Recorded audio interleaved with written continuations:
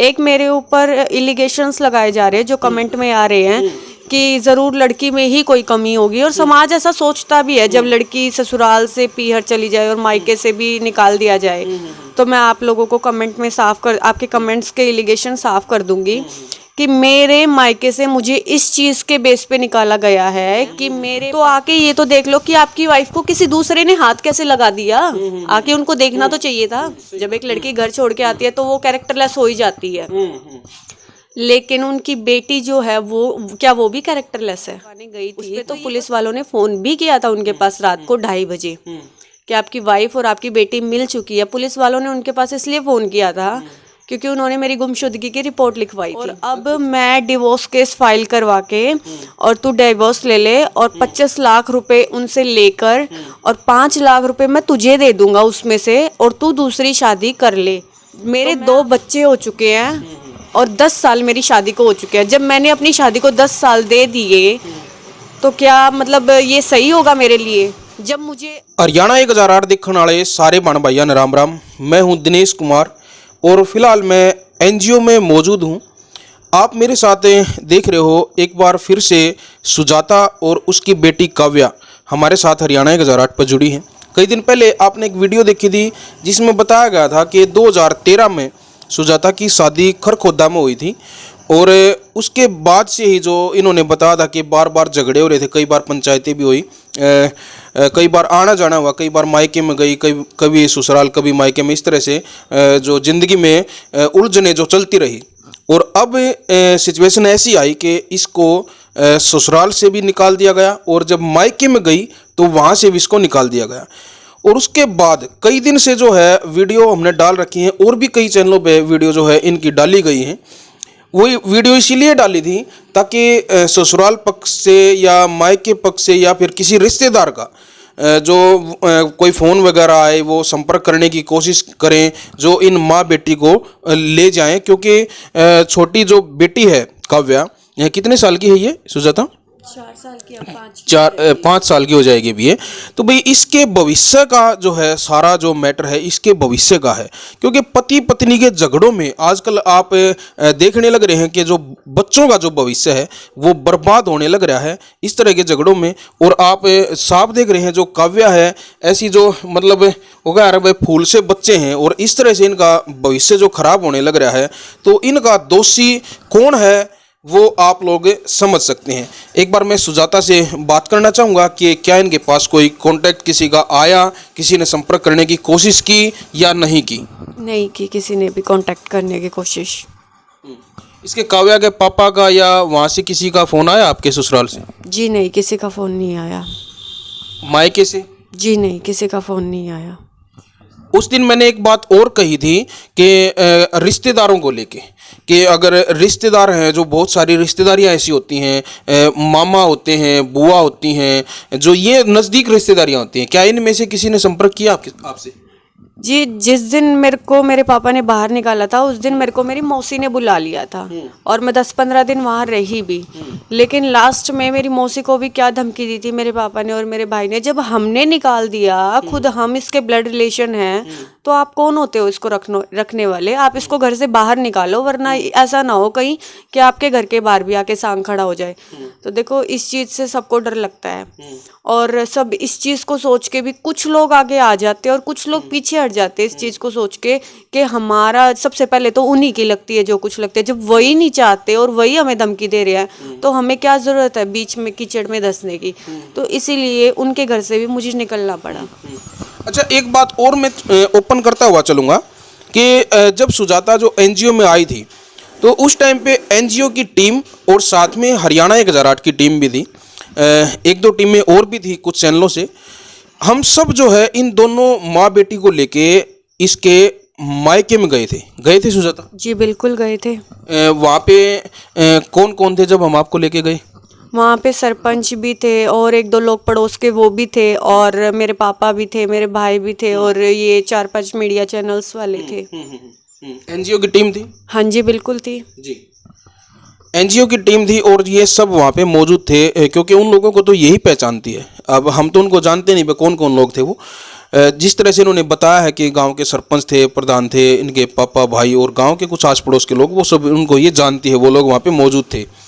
उस दिन जो है बात ऐसी हुई थी, हम इनको दोनों को वहाँ पे छोड़ने के लिए गए थे, ताकि जो है अगर कोई टीम जाती है तो थोड़ा सा प्रेशर भी पड़ता है। हो सकता है भाई लोगों की शर्म के कारण ही अगर वो इस समझौते अगर कर लें, भाई मायके में रख ले, ससुराल से तो देखो झगड़ा चला हुआ है, वो बातें धीरे धीरे सोल्व होंगी, लेकिन अगर मायके का भी अगर साथ नहीं है तो फिर ये दोनों माँ बेटी कहाँ जाएं। इसलिए जो है हम पूरी एक टीम बना के और इनको इसके मायके में लेके गए थे। तो वहाँ पे उन लोगों ने उस टाइम पे थोड़ा तनाव का माहौल था, क्योंकि सुजाता भी कई आरोप वो लगा रही थी और वो लोग भी जो कह रहे थे, क्योंकि झगड़ा जब होता है कहीं भी, जब मान ले इस तरह का, तो आरोप तो भाई लगते ही हैं, दोनों तरफ से लगते हैं, कभी कहीं सच्चे लगते हैं, कहीं झूठे लगते हैं। तो हमें नहीं पता कि किसके आरोप सच्चे थे और किसके आरोप झूठे थे, लेकिन हमारा जो मकसद था वो इन दोनों को वहाँ पे घर पे रखने का था। लेकिन उन्होंने यही कहा कि भाई हमें 1 हफ्ते का टाइम दो, ये इनके मायके वालों ने कहा था कि 1 हफ्ते का हमें टाइम दो, लेकिन 1 हफ्ता मेरे ख्याल में हो चुका है उन बातों को। जी बिल्कुल हो चुका है। तो अभी तक जो है वहाँ से कोई भी, किसी का भी कोई संपर्क नहीं, या हाँ या ना, किसी तरह का कोई जवाब नहीं आया? जी नहीं, कोई जवाब नहीं आया। उस दिन उन्होंने क्या कहा था?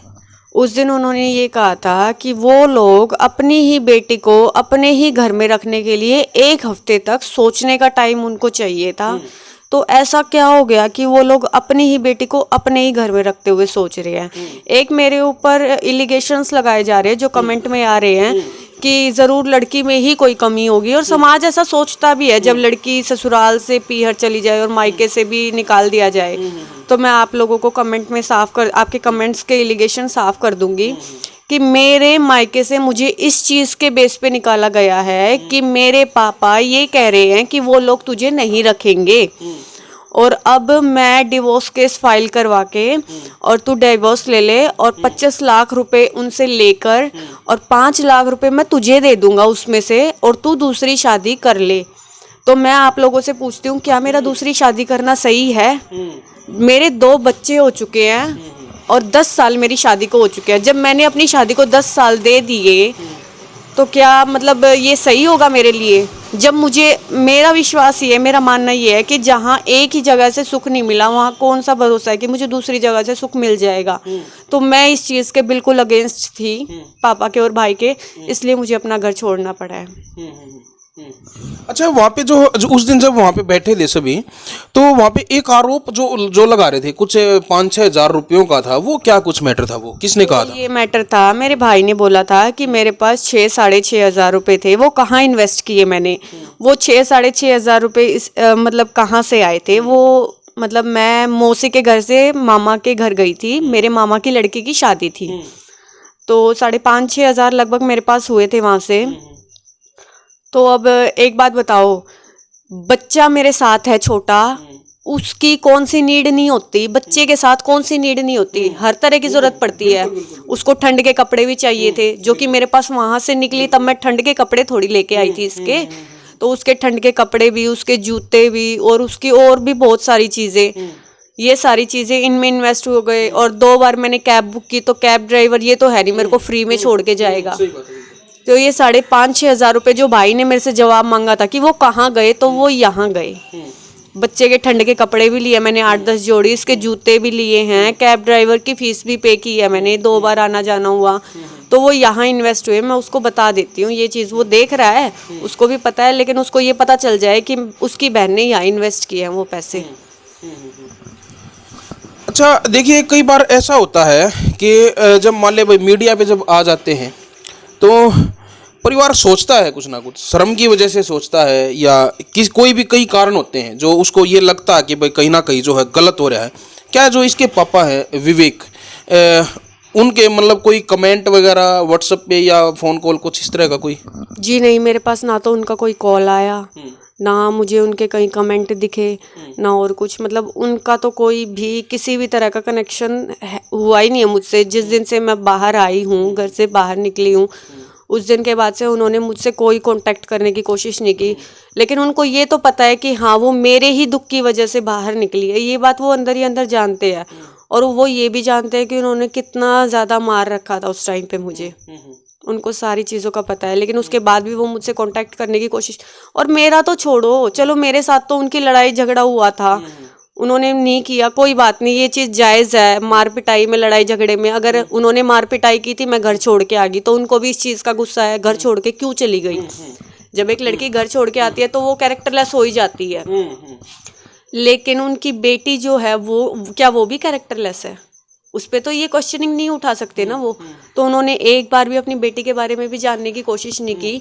हालांकि जब मैं अपना मेडिकल करवाने गई थी तो पुलिस वालों ने फ़ोन भी किया था उनके पास रात को 2:30 बजे कि आपकी वाइफ और आपकी बेटी मिल चुकी है। पुलिस वालों ने उनके पास इसलिए फ़ोन किया था क्योंकि उन्होंने मेरी गुमशुदगी की रिपोर्ट लिखवाई थी। अच्छा। जी हाँ, जिस दिन मैं निकली थी। और उसके बाद जब मैंने अपना मेडिकल वगैरह करवाया और FIR करवाई तो पुलिस वालों ने कॉल किया था कि आपकी वाइफ भी मिल गई है और आपकी बेटी भी, और इनके शरीर पे बहुत ज़्यादा निशान है मार पिटाई के। तो उन्होंने सबसे पहले तो वो ये चीज़ सुन के डर गए थे कि ये बात पुलिस तक जा चुकी है। फिर उनका जवाब क्या था कि मुझे मेरा इनके मार पिटाई से या इनके शरीर के निशानों से कोई लेना देना नहीं है। तो ये बात आप भी समझ जाओगे आगे जो बात हुई है। पुलिस वालों ने उनको ये बोला, चलो ठीक है, आपका उनकी मार पिटाई से कोई लेना देना नहीं है, तो आके ये तो देख लो कि आपकी वाइफ को किसी दूसरे ने हाथ कैसे लगा दिया। आके उनको देखना तो चाहिए था। सही बात है। तो उन्होंने आके ना तो देखने की कोशिश की ना और कुछ, उन्होंने बस सीधा यही कहा था कि मेरा उनसे कोई लेना देना नहीं है और मैं नहीं आ रहा।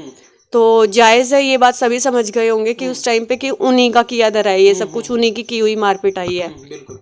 और वो मुझसे मिलने ना आए, कोई बात नहीं, ना सही, मुझे इस चीज़ का कोई दुख नहीं था क्योंकि स्टार्टिंग से ही मेरे साथ उनका बिहेव वैसा ही रहा है। तो अब जाके कैसा दुख मानना। लेकिन मुझे दुख इस चीज़ का हुआ, अरे ये तो उन्हीं का खून थी, तो कम से कम चलो मुझसे मिलने नहीं आते, अपनी बेटी को देखने तो आ जाते एक बार कि रात को 2:30 बजे मेरी बेटी सिविल हॉस्पिटल में है मेरी वाइफ के साथ, चलो उसको तो मैं देखता नहीं, कम से कम अपनी बेटी से मिल तो आऊँ एक बार। तो वो इसको देखने भी नहीं आए। इस चीज़ का बहुत गहरा धक्का लगा था मुझे। अच्छा, गुड़िया बता देती है कुछ अगर पूछे तो उससे? बेटा क्या नाम है आपका?